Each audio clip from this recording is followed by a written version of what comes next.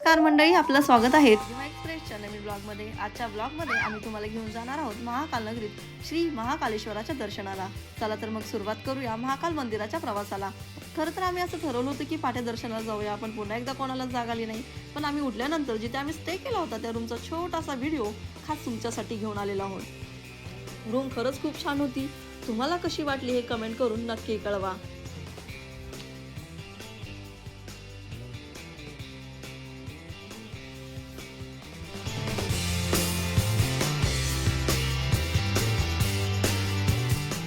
तर मंडळी, तुम्ही इथे पाहू शकता मंदिरामध्ये जाण्यासाठी इथे आवरावरी सुरू झालेली आहे। आवरावरी झाल्याच्या नंतर आम्ही थेट निघालो आहोत महाकालेश्वराच्या मंदिरामध्ये।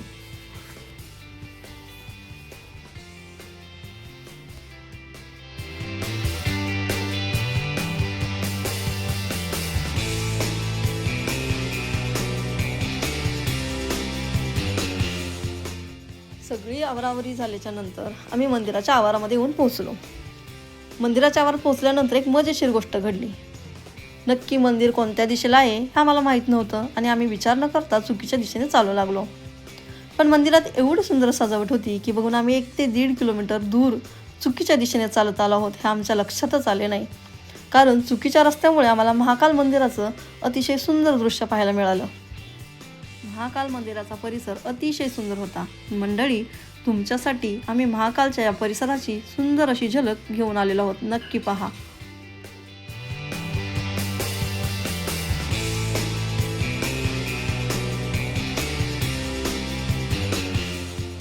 महाकालचा हा भव्य दिव्य परिसर आणि प्रसन्न वातावरण रिधिमाही खूप एन्जॉय करत होती। हा परिसर पाहिल्यानंतर आम्ही प्रसाद घेतला आणि आता ओढ लागली महादेवाच्या दर्शनाची। मंदिराच्या आवारातील लोकांना विचारले की मंदिर कुठे आहे, तेव्हा एक गंमत झाली की आम्ही जिथून आतमध्ये आलो होतो तिथून फक्त 2 मिनिटाच्या अंतरावरती मंदिर होतं, पण आम्हाला रोड माहीत नसल्यामुळे आम्ही खूप दूर चालत गेलो। पण म्हणतात ना, होतं ते चांगल्यासाठी होतं, त्यामुळेच आम्ही एवढा सुंदर परिसर अनुभवू शकलो।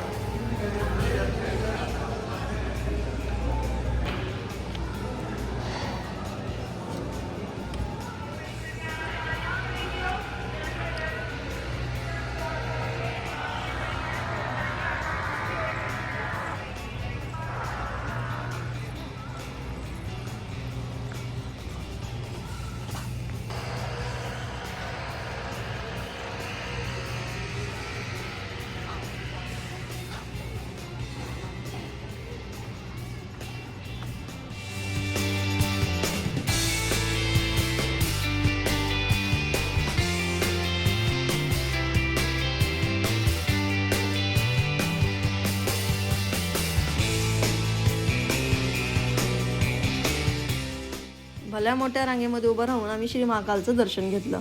जय महाकालचा गजर आणि भक्तांची श्रद्धा पाहून अंगावर रोमांच उभे राहिले.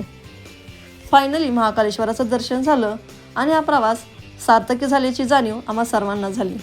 आमचे मोबाईल जमा करून घेतले होते कारण मंदिराच्या आवारात मोबाईल अलाउड नव्हते. त्यामुळे आम्हाला तुम्हा सर्वांना मंदिराच्या आतील बाजूचा व्हिडिओ दाखवण्यात येणार नाही याची खंतही मनाला वाटत होती. पुन्हा आपण भेटूया एका नवीन ब्लॉगमध्ये. तोपर्यंत स्टे ट्यून्ड आणि जर तुम्ही आमच्या चॅनलला सबस्क्राईब केलं नसेल तर सबस्क्राईब करा, लाईक करा, शेअर करा. Thank you for watching.